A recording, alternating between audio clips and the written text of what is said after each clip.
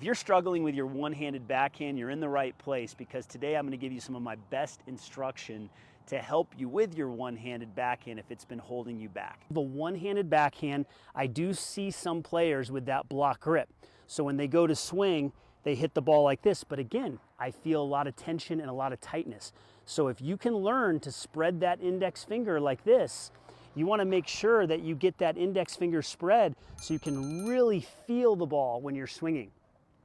So again, index finger is spread. Beautiful swing when I do that. If it's like this, now I'm going to start to kind of break the wrist and turn the racket over, and we don't want to do that. So I get a lot of questions about the contact point on all the ground strokes, even the one-handed backhand. And there is some confusion about where the contact point should be on the one-hander.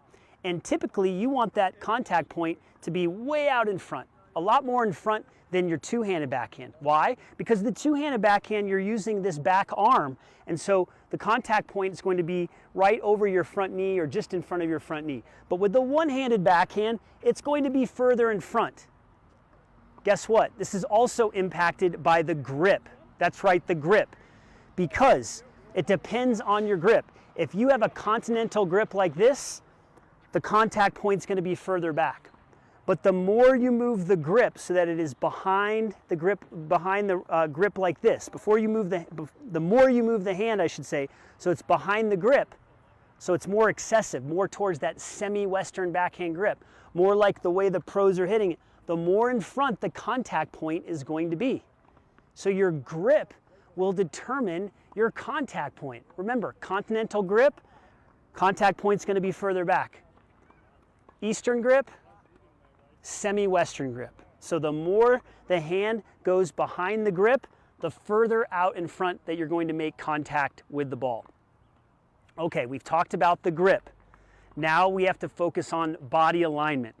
So on the one-handed backhand, when you're hitting the one-handed backhand, you're obviously going to get a nice turn. And when you go to swing, you are going to stay turned more than any shot, really. More than the two-hander, more than the one-hander. You're going to keep that body turned, and you're going to think of being sideways. Rarely do I see someone too sideways or too turned hitting a one-handed backhand. If anything, you're going to see a player that's going to open up too soon. So you want to focus on staying turned. When you hit the backhand, you want to hold your turn as long as you can. You're going to hold the turn as long as you can. Notice how my body is staying very still at the end. Okay? Watch my chest at the end. So my chest is what? About 45-degree angle towards the net. I am not opening up too early. Okay?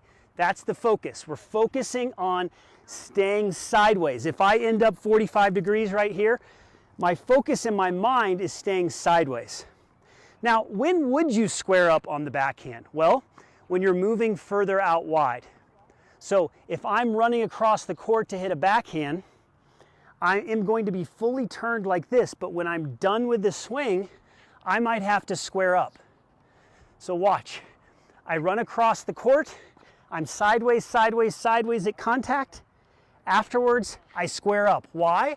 I want to be able to recover. So let me just show you that with a ball.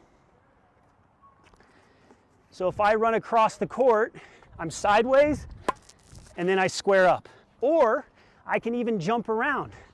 I'm sideways, and I jump, and then I square up.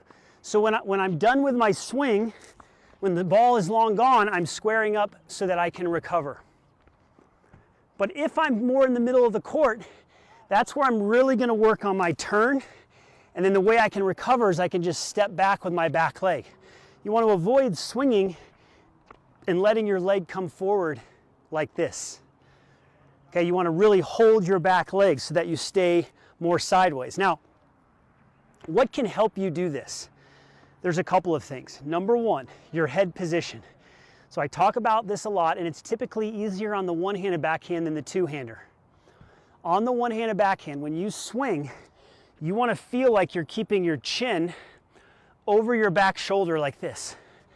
the chin over your back shoulder. Some players are going to swing and they're going to lean in a little bit and their head's going to go forward and the chin is over the front shoulder. So you want the chin over the back shoulder, and when you do this, it keeps your body more aligned. It keeps your upper body more aligned. So when you swing, your upper body is aligned like this. If anything, it's going to feel like you're leaning back or side bending a little bit. And this will allow you to get under the ball and hit massive topspin.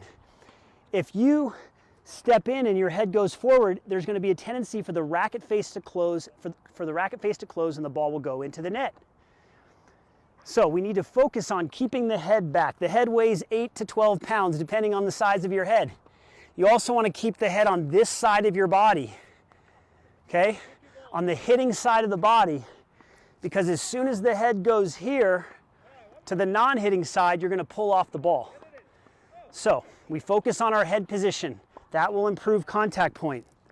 On another video in the past, I've talked about how you can actually shuffle out to the ball a la Roger Federer. Roger Federer was the first player that showed me that you can actually shuffle to your backhand. So if you come out of a split, you do a slight step out and then you shuffle and you step in. And when I saw him doing this, it blew my mind, because what did all the coaches tell me growing up? When you see a backhand, you've got to turn, cross over, run over to the ball and hit it. Doesn't matter, one-handed, two-handed, you can do this. So Federer, what he does is he comes out of his split, he steps out, he shuffles, and then he hits. And you'll see other pros do this, especially on the one-hander. But you'll see Andy Murray and others do this on the two-hander. They'll step out, they'll shuffle, and then they'll hit. It's not open stance, okay? It's not open stance. These are closed stance backhands that I'm showing you today. Do these two footwork patterns, it'll make a huge difference. This is the first one. Stepping out, shuffling, stepping in, ripping. Let me show you. I'll toss the ball to myself here. So I'm going to toss it, watch the shuffle. Very smooth, very elegant. You'll notice that when I do this, I come out of the split, I step out and shuffle. Notice that I start to make my first move with my hands, but my hips are still facing the net. There's a slight turn, but the biggest mistake you're making on this is you see the ball and you're turning and you're running to try to find the ball and hit it. And with my backhand, my problem is that these guys would pull me wide and I would do this thing. Not good. Leaning in, not good. What's really cool about this movement is that you can do it when the ball is close. Little step right here. See that little shuffle move? It's small. Right here. So instead of seeing the ball, and this is what I see a lot of players do, and they just step across and hit like this. Are you guilty of this one?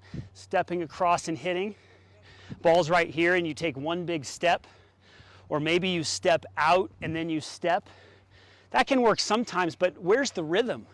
Where's the ability to use the momentum of the ground? See what I'm doing? I'm using the ground and I'm using rhythm for natural power. It's all in sync. It's like it's playing a song. You're playing a song out here. You're learning to dance to this song. This is the song. Whew, watch this move again. Step out, shuffle, step. Now, how are you going to get this if you've never done this before? You've got to shadow it like I am right now. You got to do it with your eyes closed. Boom. Wider ball. See, this is what's really cool. You'll see Federer on wide balls, so I can do it on the ball that's right here. Shuffle, step. Okay? Then you can do it on a wide ball. Shuffle, step. Same exact footwork pattern. The only difference is that I'm covering more ground with my step out and my shuffle. You'll see Federer on his wide passing shot. He's all the way out here, even outside the single sideline, hitting that backhand with a shuffle first. That's your first footwork pattern. The second one you're going to love as well as if you can get it. It's not going to be as easy. I mean, both of them can be challenging for you, but this one might not be as easy because, again, you're used to turning and running to hit the ball. Here's what you have to do. I call it a gallop step. So this time you're allowed to cross over. You come out of the split and now you're allowed to cross over like this. But the difference is that with what you're doing or what others are doing is you're not going to step across and keep running like this. What you're going to master, my hopper got so excited there. What you're going to master is the ability to step across, and this is the gallop step. So you're going to step across and then watch. Okay, I'll do that again. You're going to step across, and then there's the gallop step. And again, there's rhythm behind it. What you want to time out is that when the ball arrives, you're pushing off and hitting. It's going to take some time to get the rhythm, but this is why you're not getting easy power, because you're running across and you're swinging with your arms. Does that resonate with you? Does that look familiar? Okay. What you want to teach your body to do is to time this gallop so that when you land, you can push. So I'll show that to you right now. So remember, I'm going to step across. It's 1, and then here's my 2. The gallop's the 2, and the 3 is the hit. You ready? 1, 2, 3. Okay? Ready? 1, 2, 3. It feels so amazing when you get this. And then finally, we focus on our finish. We work on swinging and holding our finish like this. Strong shoulder, straight arm. A lot of players, when they finish, they struggle with their contact point because they finish with a bent arm like this. You don't want to do that. You don't want to swing with a bent arm. This is what I see a lot of club players do. They finish with a bent arm, or they kind of flip over like this. No. Have the strongest finish you possibly can have.